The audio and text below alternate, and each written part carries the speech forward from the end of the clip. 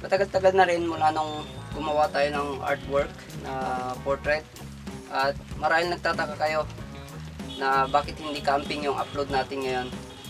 So, alam na rin naman natin na sa 4,000 na subscriber ay karamihan sa inyo nakilala nyo ako sa pagka-camp, sa pagro-rock camping, pagbu-bushcraft. Hindi ko masyadong naipapakita yung skill ko sa pagdodrawing. Kaya ngayon ay maiba naman. Gagawa tayo ng artwork. Ito yung idodrawing natin. Actually, tatlo yan. Isang painting at ito, isa pang portrait. Ito pala yung natatapos. At ito na yung progress natin sa ngayon. Nirequest ito ng napakabait kong boss sa trabaho. At itong mga drawings na to ay pupunta pa sa Italy. Iuwi ng amo ko sa Italy dahil yung amo ko ay isang Italian. At missionary siya na dito siya nakadestino. Marami pang kailangan trabahuin dito.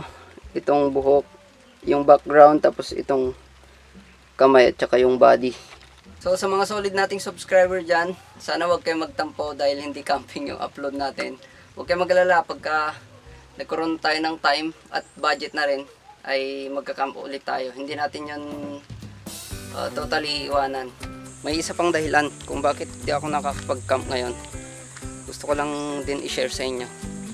Meron kasi akong alagang mga biik. Yan. At sa ngayon, yung siniseldo ko araw-araw, dito na pupunta. Lalo ngayon, lumalaki na sila. Lalong tumatakaw yung kinakain nila. Kaya, ito, todo suporta ako dito sa mga pagkain ng aking mga alaga. Kaya, imbis na lumabas tayo, mag-camp, gumastos ng gas, dito ko na lang nilalaan. Kaya ayun, hindi tayo nakakapag-upload ng camping natin.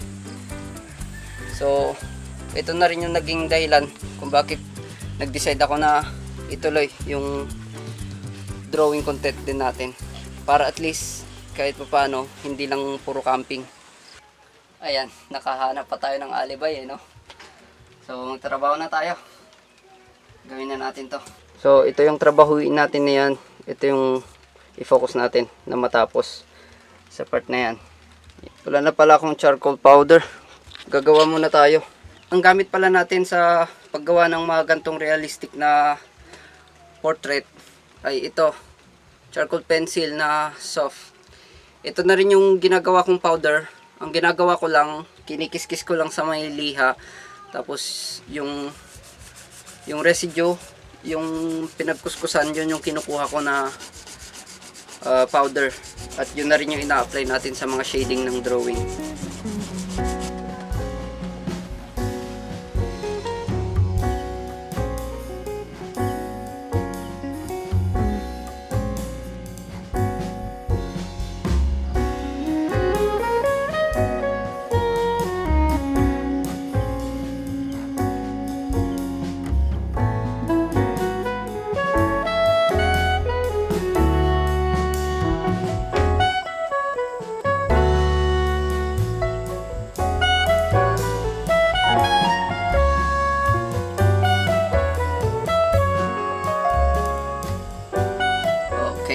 Na natin yung buong muka. Bubuhayin na natin yung background dito at sa kabila para yung kanyang belo ata to mabuhay na rin kasi ito purong white ito yung kanyang belo.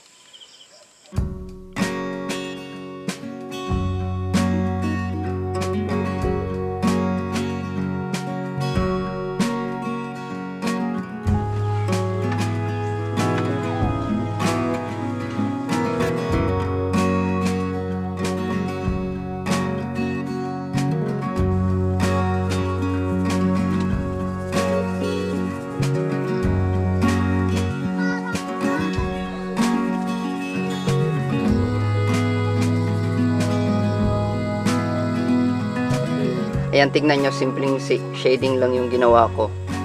Yan. Pero, lumitaw agad yung belo. Yan, oh.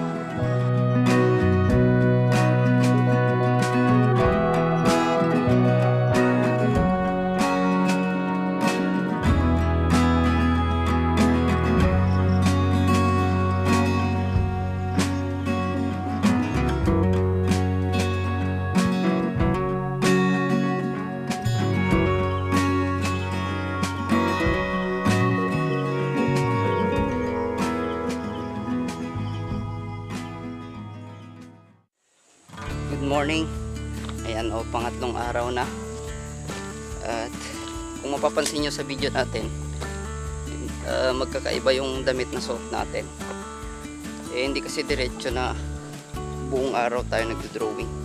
Kada hapon lang pagtapos ng trabaho, saka tayo bumabanat sa drawing. So ilang araw din bago matapos yung isang artwork.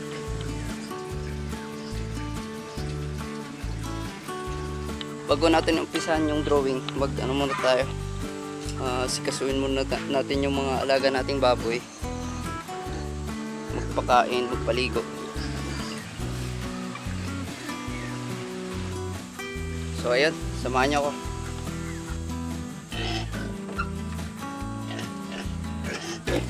One month and 6 days na sila sa akin. Ayan. Nakakatuwa kasi bibilis nilang lumaki. Mag-igib muna tayo ng tubig pang paligo sa kanila at inumin na rin.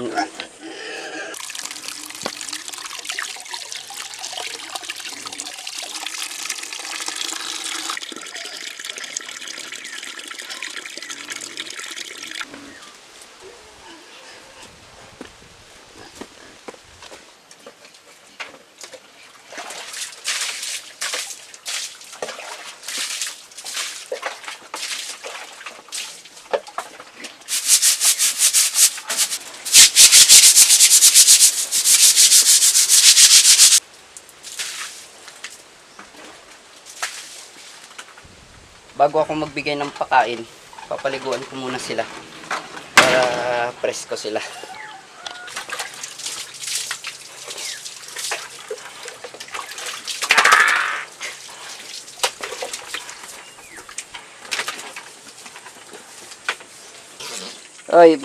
Ba't mo kinakagat?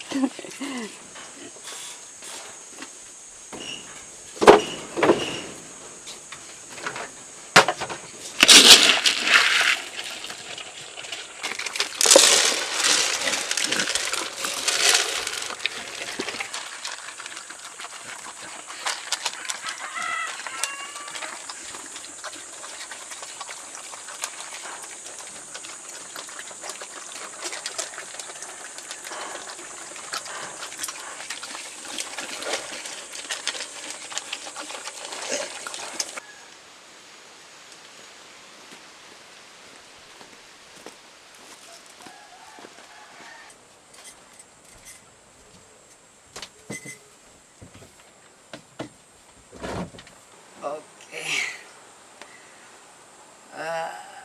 Tuloy na natin to para matapos na, di bali sa ano lang naman na sa damit tsaka sa kamay. Tatapusin na natin to. Pilitin na nating matapos.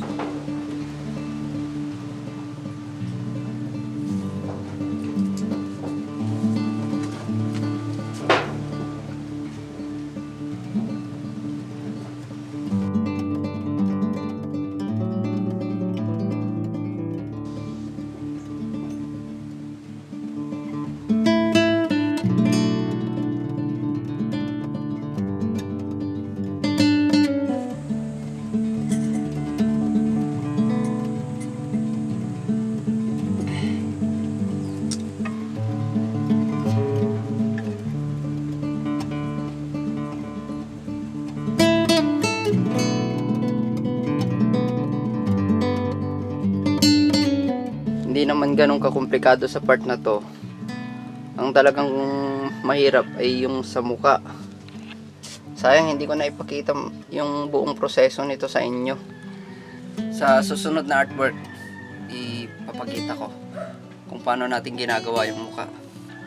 Actually, mas exciting ting susunod kasi ang daming details sa damit, mga folds, tas sa face. Kaya abangan nyo, 2 episode yung gagawin natin dito.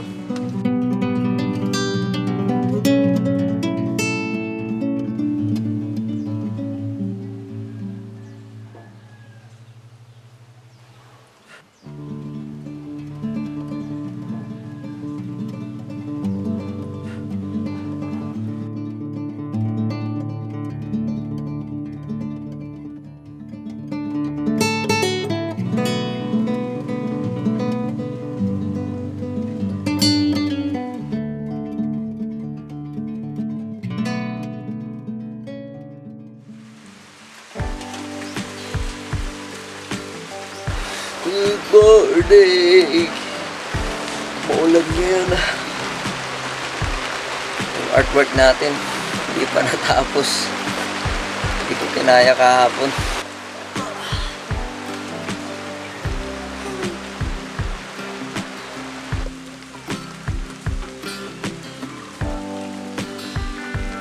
Ito na yung progress natin. Yung kamay na lang kulang. Wala, hindi ko kinaya kagabi. Pinantok ako. Wow, sarap sa pakiramdam pag umuulan.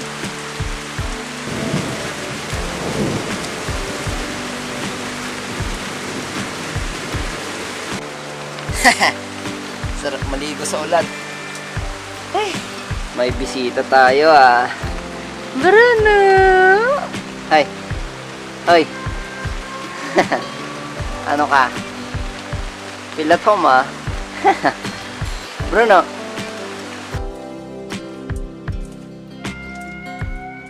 Tuloy na natin tong ating artwork. And hopefully, matapos na natin.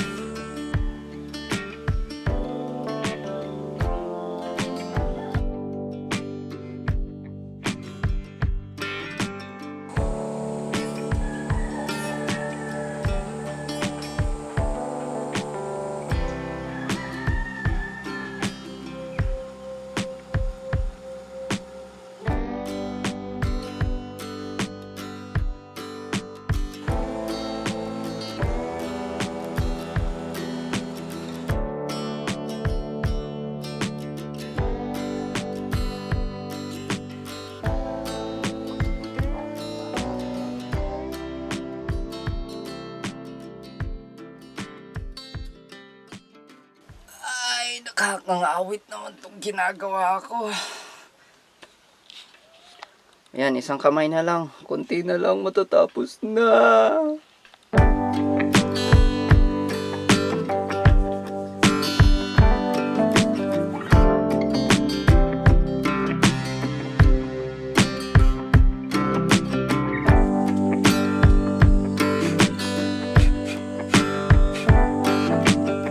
Ay, natapos din sa wakas. Ay, ayos. Teka, wala pang pirma. Pirmahan muna natin.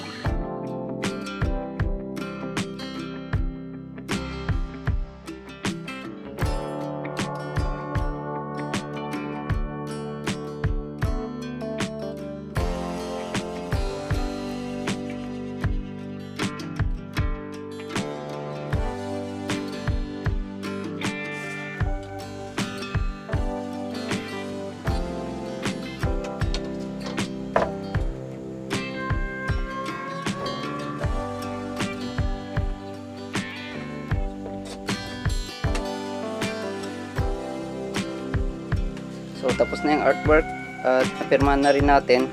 So tanggalin na natin yung masking tape.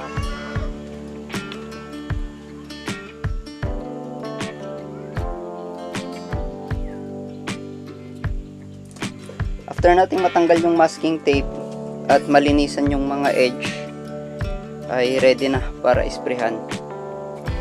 Ito yung i-spray natin, Bosni na clear coat. May nabibili namang pang spray talaga sa artwork, fixative. Pero wala ako nun eh. Ito meron sa akin. Kaya ito na lang. Pwede naman to eh.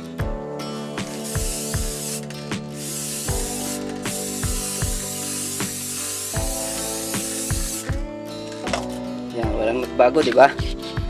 So after ng first coat, patuyuin lang natin, tas isa pang spray.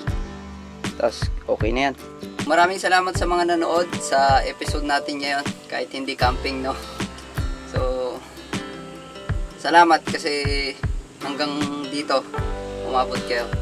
So, sana patuloy pa rin kayo sumuporta. Hindi ko alam kung kailan tayo makakapag-camp ulit eh. Pero sa ngayon, artwork yung i-upload natin.